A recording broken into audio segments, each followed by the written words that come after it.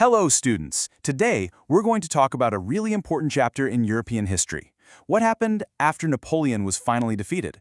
How did the rulers of Europe try to create a completely new system for the whole continent? Let's find out. Just imagine, a huge storm that goes on for years and years. The Napoleonic Wars, well, they were a bit like that storm. So when it all finally ended in 1815, when Napoleon was defeated, all the kings and rulers of Europe were left with a big question. What now? How do we get back to some kind of peace and order? And maybe the biggest question of all, how do we stop a storm like this from ever happening again? All right, so here's what we're going to cover today. First, we'll look at the situation right after Napoleon's defeat. Then, we'll understand this new idea of conservatism. We'll spend some time on the Congress of Vienna and see how they actually redrew the map of Europe. After that, we'll see what this new conservative order was like. And finally, how all of this just set the scene for more revolutions down the road. Okay, let's start with our first section. Picture this. The year is 1815. Napoleon is finally defeated. So, what was the big problem that all the rulers in Europe were now facing? You see, the thing is, Napoleon wasn't just a general who won battles. Wherever his armies went, they carried these powerful new ideas from the French Revolution. Ideas like liberty, freedom for the people, equality, the idea that everyone is equal in the eyes of the law. And this new one, nationalism, the belief that people who share language and culture should have their very own country. Now, for the old kings and emperors, these ideas were terrifying, absolutely terrifying. They thought, these ideas will destroy everything we stand for, our power, our kingdoms, everything. So, they had this big problem. What was their solution? What was their plan to stop these dangerous ideas from spreading? Their answer came in the form of a political philosophy we now call conservatism. Now, it's very important that we understand this word properly. What is conservatism? Well, it's a way of thinking that places a lot of importance on tradition. Conservatives believe that things that have been around for a very long time, like the monarchy, rule by kings, and the church, these were the things that made society stable. They did not like big, sudden changes, like a revolution. They wanted to keep or conserve the old ways. But, and this is a really important point, students, so please pay attention. These conservatives, they weren't just trying to go back in time completely. No, they were quite clever about it. They saw how effective Napoleon had been. They saw his modern army, his efficient government, his bureaucracy. And they thought, we can use these modern ideas to make our old institutions, like our monarchies, even stronger.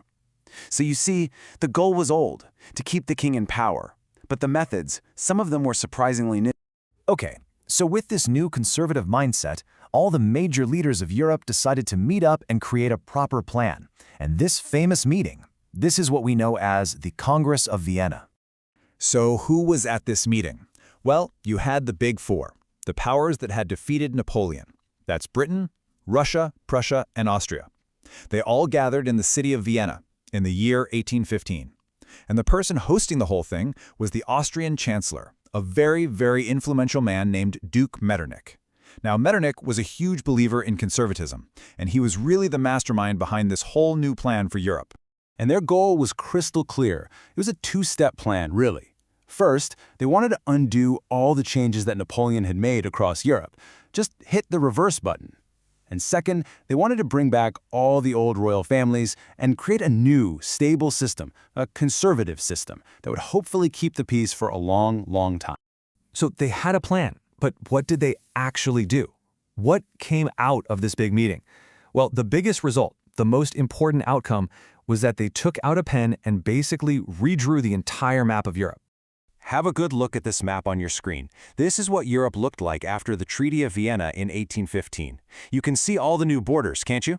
Now let's go through it step by step to understand why they made these specific changes.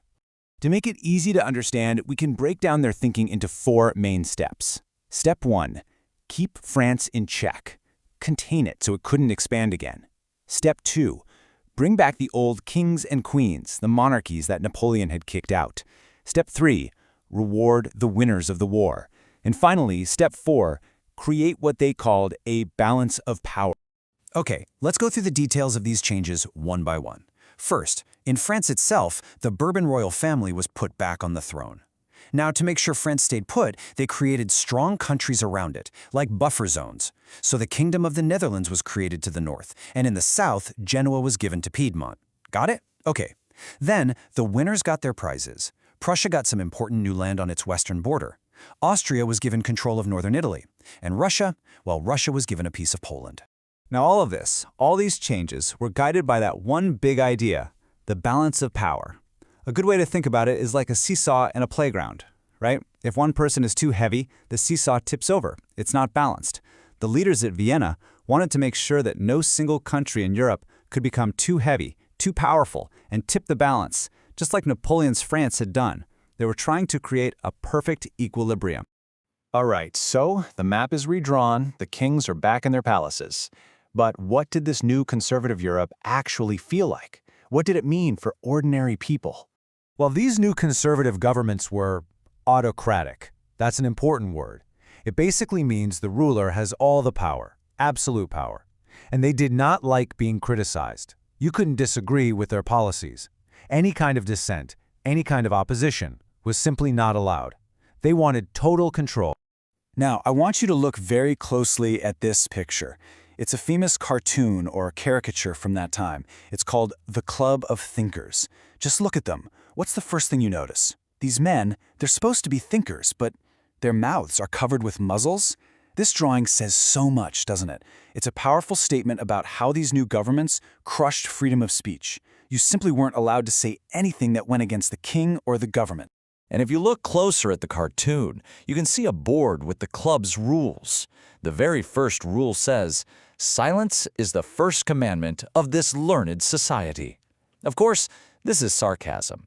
The artist is making a point that in this new conservative world, the only way to be a safe thinker was to just keep quiet.